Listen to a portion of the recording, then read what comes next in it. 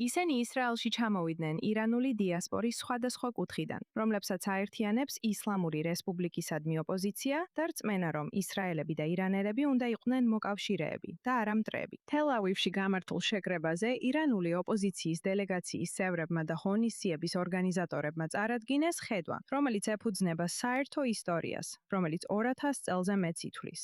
არსებობს ფარული ალიანსი ისრაელებსა და ირანელებს შორის.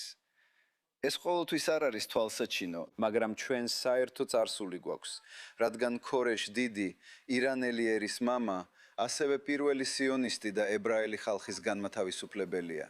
ქორეშ დიდმა ბაბილონში გადასახლებულ ებრაელ ხალხს ნება მისცა დაბრუნებულიყვნენ იერუსალიმში და აღედგინათ ტაძარი. ეხლა როგორც ორგანიზატორები ამბობენ, დროა რომ ისრაელი ქორეშის შვილების გვერდით დადგეს. ირანელები, რომლებიც ისლამური რესპუბლიკისგან თავისუფლებას ეძებენ. რადიკალური რეჟიმი, რომელიც ირანელებს კლავს, ასევე კლავს ისრაელებსაც.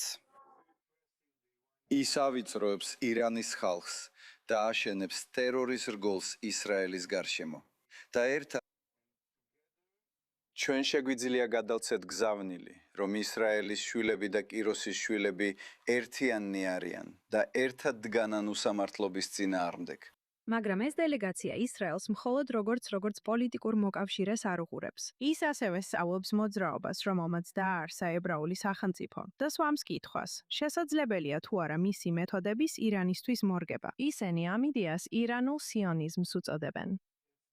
ეს არის ირანული ოპოზიციის მიერ თითქმის ზუსტად იმავე სტრატეგიის მიღება, რაც ჩვენ გქონდა 1948-მდე, ბევრად ადრე. როგორ მივსულიყავით 1948-მდე და შეგვექმნა სახელმწიფო. ისევ მათ სჭირდებათ თავიანთი სახელმწიფოს დაბრუნება. მათ სჭირდებათ თავიანთი ქვეყნის დაბრუნება. ირანელი მონაწილეები ამბობენ, რომ ისლამური რესპუბლიკის მტრული დამოკიდებულება ისრაელის მიმართ არ წარმოადგენს ირანელების უმრავლესობის აზრს. თუ შეხედავთ ირანულ პროტესტებს დიასპორაში, სადაც მეტი თავისუფლება გვაქვს, ფაქტობრივად ყველა ძირითადი ირანული ოპოზიციური პროტესტი ისლამური რესპუბლიკის წინააღმდეგ, ისრაელის დროშებთან ერთად მასპინძელი ქვეყნის დროშებსაც ატარებს. ამინ ამბობს, რომ გაძევებულმა მემკვიდრე პრინცმა, რეზა პაჰლავინ დიდი ხნის ტაბუ დაარღვია, როცა 2023 წელს ისრაელს ეწვია.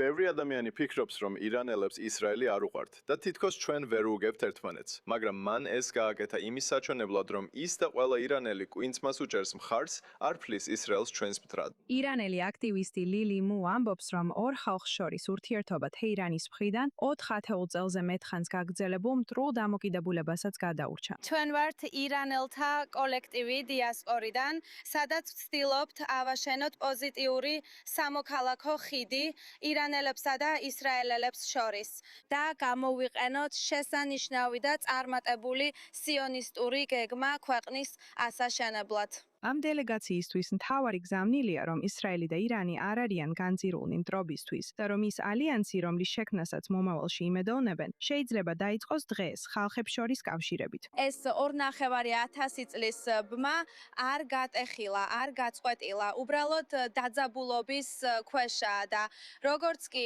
აიათოლას დამთრგუნველი რეჟიმი დაეცემა ირანელი ხალხისა და ისრაელელების ნაყოფიერ მეგობრობას მთელი მსოფლიო იხილავს. იულია ბობეგაილოვა, i24 ნიუსი, თელ-ავივი.